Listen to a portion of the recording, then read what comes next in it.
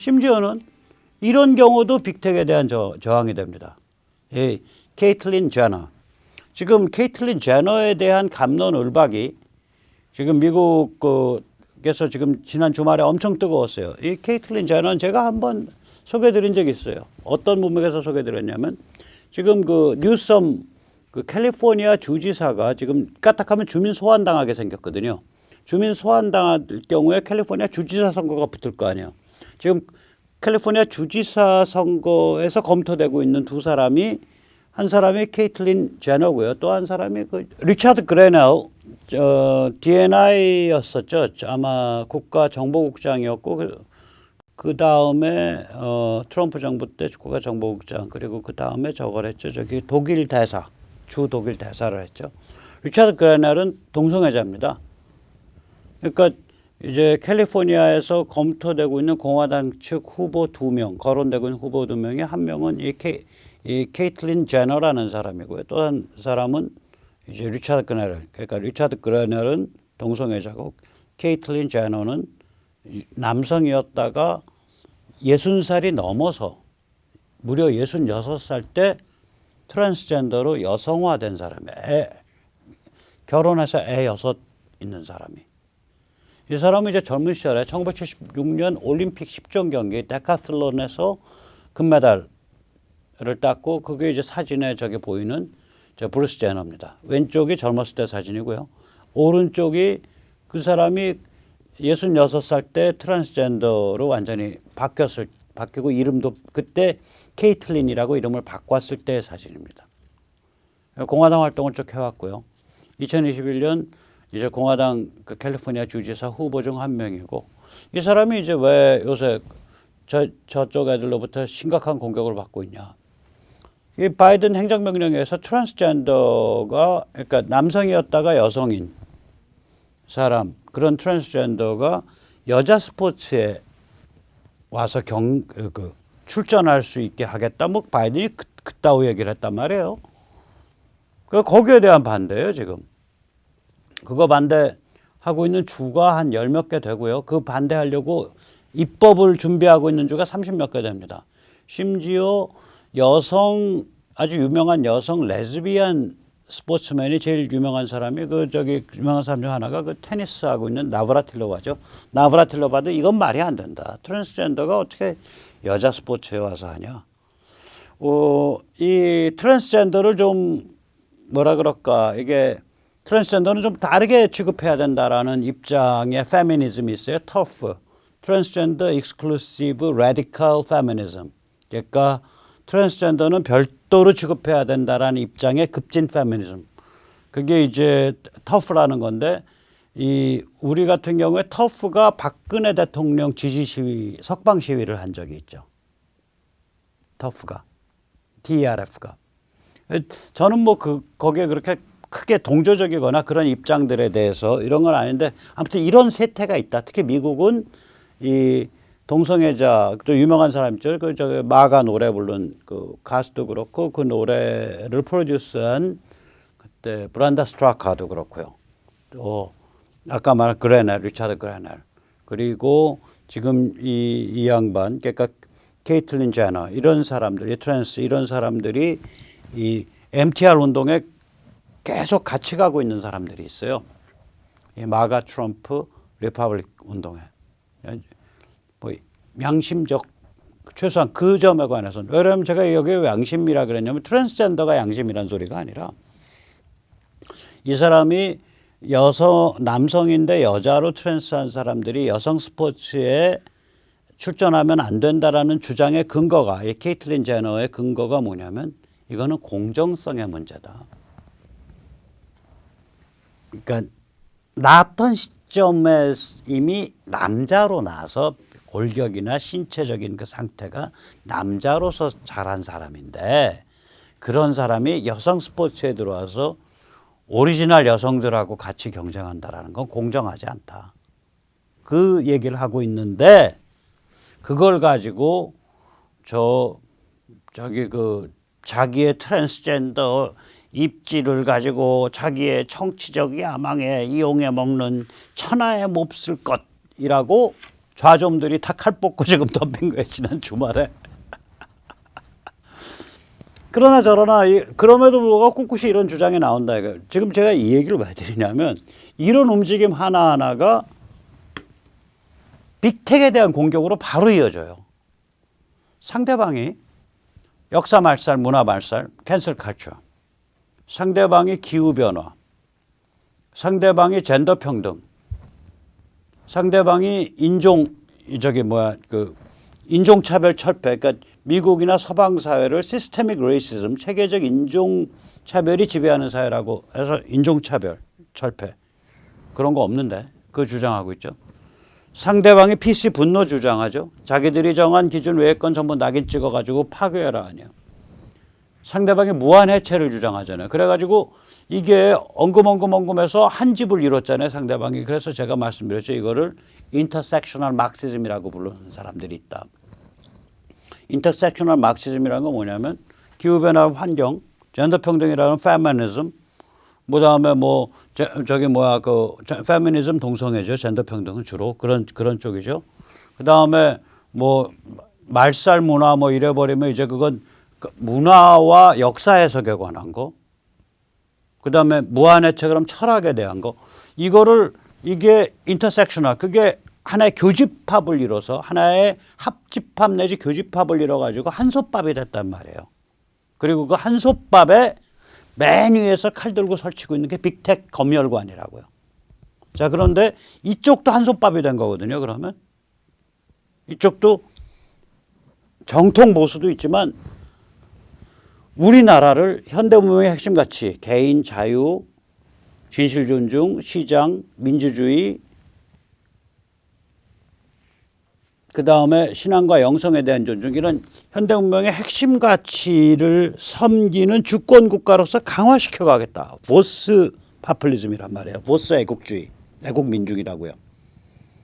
여기에는 정통 보수도 있지만 또 종교 아주 신앙심 깊은 사람들도 있지만 이런 트랜스젠더도 오고 동성애도 오고 다 오는 거예요. 그래서 한 집이 된 거예요. 여기 한 집이 되면 이 한 집이 상대방을 가장 뼈아프게 겨냥하는 데가 어디겠냐고요. 가장 뼈아프게 겨냥. 상대방의 소총수 저격수 1번을 겨냥할 거 아니에요. 상대방의 소총수 깃발 1번이 뭐야? 빅텍이다 이거야. 유튜브, 페이스북, 트위터다 이거야. 그렇게 되는 거예요 이게. 그래서 빅텍이 무덤을 판 거예요. 이 정도 가면. 그래서 아까 처음에 제가 보여드렸던 what they can do. 사회 전체 각 분야, 세계 각 나라, 심지어는 푸틴 동업자까지 나서가지고 빅텍 치겠다고 나오면 그래서 테클래시가 왔다. 빅텍에 대한 반감과 저항이 전 세계적으로 쫙 끌어올리고 있다. 자, 이 빅텍은 뭐야? 어떻게 이거 감당할래? 라는 게 이 글로벌리스트의 대변지인 이코노미스트의 기사 제목입니다. 지금 이제 중국과 관련된 비즈니스 하겠다는 지자체들 요새 가서 좀 항의하면 다 꼬리 집어넣거든요. 깽깽 하고 주저앉아요. 왜냐? 사람들이 본능적으로 알거든. 야, 코로나 이거 중국 코로나야. 쟤들 대형 사고 쳤어. 쟤 보기 싫어. 그래서 최근 들어서 한국에서도 반중 정서가 바닥에 깔려 있다고요. 빅텍도 똑같아요. 반빅텍 정서가 깔리기 시작해요. 저 요새 페이스북 글 안 쓰거든요. 제가 페이스북 개인이 페이스북 최대 친구 맺기 한계가 5천 명인데 제가 5천이 도달한 게 한 4, 5년, 6, 7년 돼요. 자, 페이스북 글 매일 쓰는 사람인데 요새 하나도 안 쓰거든요. 괜히 손이 안 가. 트위터도 하나도 안 가. 손이 안 가. 정이 떨어져. 물론 이 백모 세뇌 탈출하고 다른 일 하고 바빠서도 그러지만 안 바쁠 때도 있을 거 아니에요. 일주일에 한 2시간이라도. 그럼 손이 가야 될 거 아니에요. 안 가요. 그냥 정이 떨어져. 그래서 저는 요새 백모 세뇌 탈출은 럼블에 매일 올라갑니다. 럼블도. 혹시 몰라서. 자, 빅텍과 중국 공산당의 공통점이 4개가 있습니다. 이렇게 지금 하나가 뭐냐. 첫째, 디지털 통제에 대해서 둘 다 굉장히 좋아해요. 빅텍은 디지털 검열을 좋아하고요. 중국 공산당은 디지털 검열, 디지털 감시, 아마 그리고 디지털 선거. 우리 지금 디지털 선거 블록체인으로 하겠다고 제가 그저께 말씀드렸지만 중앙선관위랑 해서 지금 뭐 과학기술정보통신부랑 해서 까불고 있죠. 골로 갈 짓을 하거든요. 골로 갈 짓을. 저거 좋은 세월호 오면요. 어디서 니들 그 아이디어 나왔냐? 누가 처음에 기한해서 뒤져가지고 그 사람 좀 검증해 봐야 돼요. 저거. 검증해 봐야 돼요. 무슨 어디서 아이디어가 나왔는지 뒤져야 돼요. 무시무시한 짓을 지금 불장난을 한 거거든요. 그 디지털 통제를 좋아한다는 점에서 공통점입니다. 그 다음에 자신의 번영 기반을 공격한 거예요. 빅텍은요. 빅텍이 아니 구글이 언제 뭐 그런 회사 언제 튀어나왔는데 구글 처음에 창업해갖고 야후 찾아가서 2000년경에 야후 찾아가서 우리 회사 인수해 주세요 했다고요. 2000년경에. 지금 우리가 보는 이 구글이 한 20년밖에 안 된 거예요. 20년도 채 안 됐어요. 그럼 구글이 왜 컸는데? 페이스북이 왜 컸는데? 저커버그 내가 당신한테 할 말이 있어. 저커버그가 내세웠던 슬로건이 뭐냐면 수억 명의 사람을 페이스북 공간에서 와서 만나서 자기 입장을 얘기를 하는데 오늘 하루 그러면서 자기랑 입장이 다른 사람, 다른 적, 자기의 이야기를 정말 증오하는 사람을 페이스북에서 만드는 것 자체가 그게 굉장히 중요한 페이스북 활동이다. 그래서 그 사람이 뭐라 그랬더라? 그때는 한 4, 5억 명 규모였을 거예요. 4억 명의 친구와 a few enemies, several enemies, 대여섯 명의 적. 그게 뭐야? 당신 진솔한 얘기하면 당신 얘기 듣고 싶어하고 당신 증오하는 사람 나온다. 상대방은 당신의 말을 헤이트, 증오 발언이라고 규정할 거다 이 소리 아니에요? 자, 그러고서 이 페이스북을 대놓고 이제 자기들이 검열하고 있어. 트위터 마찬가지죠. 즉 빅텍의 기반은 뭐냐면 자유로운 시민 개개인이 빅텍의 기반이에요. 근데 이제는 자유로운 시민 개개인의 사회정치적 표현의 자유를 자기들이 검열하겠다야. 즉 시민을 개돼지로 만드는 선봉에 서겠다요. 그럼 자기 기반을 자기가 공격한 거죠. 자기를 길러준 기반을. 중국共产당 똑같죠. 중국이 1990년대 초에 뭐 있었어요? 아무것도 없었던 나라 아니에요. 그게 2001년에 WTO에 아주 특혜적 조건으로 가입하고 동시에 미국이 쫙 끌어당겨 주니까 한 23년 만에 저렇게 큰 거거든요. 그래 놓고 이제 그 세계 무역, 세계 금융 시스템을 지들이 통째로 장악하겠다고 덤비니까 자기 기반을 자기가 공격한 거죠. 자기를 길러준 기반을. 똑같아요. 저게 굉장히 중요한 얘기입니다. 제가 이 자리에서는 좀 이제 영지주의, 그러니까 그노스틱이라 그러죠. 그노스틱. 영지주의 철학에서 나오는 얘기라서 잘 뭐 말씀드리기가 조금 좀 거북한 데는 있는데 왜냐면 영지주의 철학 같으면 이제 정통 기독교 같은 데서 굉장히 좀 이렇게 경원시하는. 저는 영지주의 철학을 한 건 아니고요. 그중에 아주 특이한 사람이 있어요. 루돌프 슈타이너라고. 이 사람은 히틀러도 잡아 죽이려고 그랬고 스탈린도 잡아 죽이려고 그랬어요. 그래서 독일이 오스트리아 사람인데 스위스의 근거지를 만들고 버텼죠. 그러니까 1920년대 이럴 때 20년대 30년대 비엔나 공대를 나왔고요. 그 철근 콘크리트를 사용해서 곡면 거푸집으로 연출하는 건축 방식을 개발한 사람이에요. 그러니까 건축에서 철근 콘크리트로 곡면을 연출하는 기법은 이 사람부터 시작했다고 보시면 돼요. 그런 사람입니다, 이 사람이. 근데 아주 특이한 영지주의 철학자고 우리가 건축하면 바우하우스라는 용어들은 다 알아요. 건축 설계하는 분들은. 건축 설계했던 회긁은 이 바우하우스가 바로 루돌프 슈타이너가 만든 영지주의 서클의 헤드쿼터 이름이 바우하우스입니다. 그 바우하우스가 아까 말씀드린 철근 콘크리트를 곡면으로 연출한 건축물이에요. 그러니까 선이나 면은 아주 클래식한 유럽 이런 곡면으로 된 이런 건데 소재는 철근 콘크리트예요. 특이한 그런 분인데 이분이 그런 얘기를 해요. 그러니까 뭐냐면 신의 아들이 신화 해석이에요. 그죠? 신의 아들이 인간의 여자를 능욕한다라는 얘기가 나와요. 그러면 그랬을 때 악마가 탄생한다는 거예요. 이게 그런 거거든. 자기를 길러준 기반이라는 건 여자잖아, 여성. 저보고 뭐 메일 셔비니스트라고 해도 상관없어요. 남성 우월. 우리가 생명의 기반은 여성성이라고 좀 봐요. 여성성이라고. 자기를 길러준 기반을 공격하는 거예요. 대가리 굵었다고.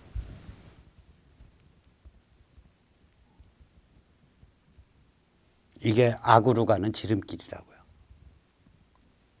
그래서 개도 자기 밥 주는 손을 안 문다라는 게 그게 많이 그게 생각해 봐야 될 그 안에 이치가 있어요.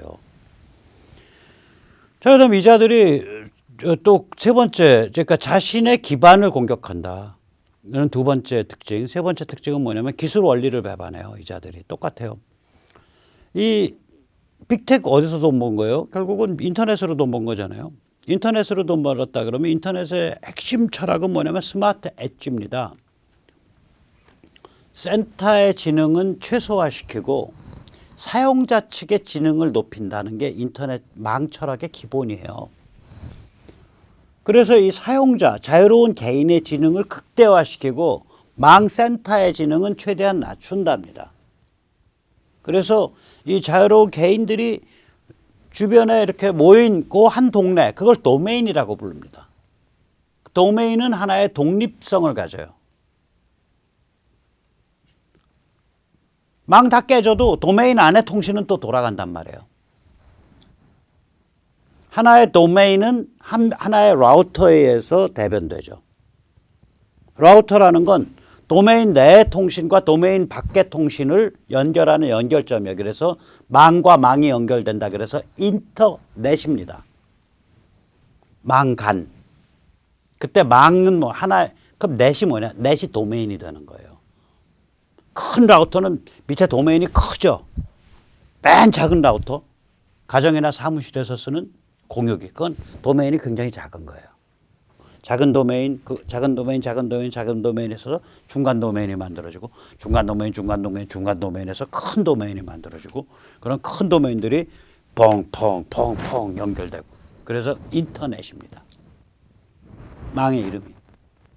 그러면 기본적으로 자유롭고 지능적인 개인 및 개인 단말이 자기들의 자치 동네를 이루고 그 자치 동네가 연결된다. 이런 데서 이게 인터넷의 망철학이 미국 정치 시스템을 닮았다. 그래서 이거를 또 제가 보기에는 알렉산더 해밀턴 띄워야 되는데 또 이쪽 좌파 애들이 토마스 제퍼슨 좋아하니까 요새는 또 토마스 제퍼슨도 역사 말살에 의해서 이제 목 쳤지만 제퍼소니안 모델입니다. 이렇게 또 떠들었어요, 애들이. 그 제퍼소니안 모델인지 알렉산더 해밀턴 모델인지 모르겠어요. 참고로 저는 건국의 아버지 중에 제일 좋아하는 사람이 알렉산더 해밀턴입니다. 자, 마찬가지로 그러면 지금 이러한 망 원리, 이러한 기술 원리인데 이거를 정면으로 해서 내가 중앙을 차지하고 있노라. 내가 검열 당국이노라. Central Censorship Authority 아니에요. 중앙 당국을 Central Authority라 그러거든요. Central Authority for Censorship이잖아요. 인터넷 망에는 Central Authority가 없어요. 인터넷 망은 Central Authority가 없어요. 주소지 배분시키는 위원회만 있지 Central Authority, 중앙 당국이 없는 망이에요. 인터넷이 그 망의 특징이 그건데 중앙 당국이 없는 망을 가지고 돈을 버는 자들이 그 사세를 이용해서 검열을 담당하는 중앙 당국을 자임했다는 게 얼마나 커믹한 아이러니예요. 기술 원리를 배반한 거 아니에요. 중국 공산당 똑같죠. 얘들은 인터넷을 확 바꿔갖고 Great Firewall, Great Wall이 그거잖아요. 저기 만리장성. 얘들은 만리 방화벽을 만들었잖아요. Great Firewall. 그래서 뭐 웬만한 서비스 다 못 들어오게 차단해버리고 그 다음에 내부에는 인터넷 기술을 이용해서 아까 말한 디지털 검열 감시 이런 걸 이용을 해가지고 완전히 디지털 그 레니니즘, 걔들 말로 숫자 연령주의, 걔들을 디지털을 숫자라고 표현하니까 숫자 연령주의가 레니니즘이거든요. 사회 신용 시스템, 평점 매기겠다는 거 일거수일투족을 감시해서 평점이 낮으면 넌 집 밖에 나오지 마. 너는 집은 나와도 되는데 종로 일가에서만 놀아야 돼. 너는 집 나와서 종로 일가 벗어나도 되는데 종로통만 다녀야 돼. 너는 종로구는 괜찮겠다. 너는 서울은 괜찮겠네. 이렇게 평점을 매겨서 사람들의 사회적 활동을 통제하겠다는 거 아니에요, 지금. 그 세계 최첨단으로 가고 있습니다. 세계 최첨단 빅브라더로 가고 있습니다. 인터넷을 이용해서. 기술 원리를 배반한 거예요. 기술 안에 내장되어 있는 그 철학적 사고방식을 완전히 비틀어서 사용하고 있는 거예요. 공격하고 자기를 만들어준 데를 공격하고 자기가 사용하고 있는 기술에 포함되어 있는 철학을 배반하고 이 자들 그런 자들이에요. 똑같아요. 제가 보면. 목표가 과대망상적이에요. 빅텍은 뭐예요? 5G 시대에 주권국가 약화시키고 우리가 글로벌 지배자 되겠다. 그 얘기라고요. 안 그러면 저런 짓을 할 수가 없어요. 순수하게 장사하는 사람이 어떻게 저런 짓 하나? 딴 생각이 있는 거예요. 중국 공산당 뭐예요? 아까 우리 시진핑 연설 봤잖아요. 우리 시시 아저씨. 인터넷 전체를 지배하고 인터넷에 의해서 소통되는 세계의 담론과 여론 전체를 지배하겠다는 거 아닙니까? 자, 그래서 이제 제가 말씀드리고자 하면 이렇게 다 드러나면 장사하는 사람이 견딜 길이 없어요. 이 원성이 하늘을 찌르기 시작하면 오죽 하늘을 찌르면 푸틴 파트너까지 나와가지고 트럼프한테 공개서 써가면서 너도 당했지 나도 당했어 같이 싸우자 이러고 덤비냐고. 저 무시무시한 푸틴 그 파트너까지 나와서 What can you do? 너희 뭐 어떻게 이거 감당할 텐데? 아까 이코노미스트 What can they do? 그들은 이거 어떻게 감당할 거야? 자, 그래서 참으로 어려울 때인데 우리 신념 잃지 말고 우리 개개인이 자기가 할 수 있는 싸움을 가장 지능적이고 집요하게 전개해 가면 됩니다. 그것이 자유시민의 삶의 보람이기도 합니다. 자, 오늘 여기까지 모시겠습니다. 감사합니다.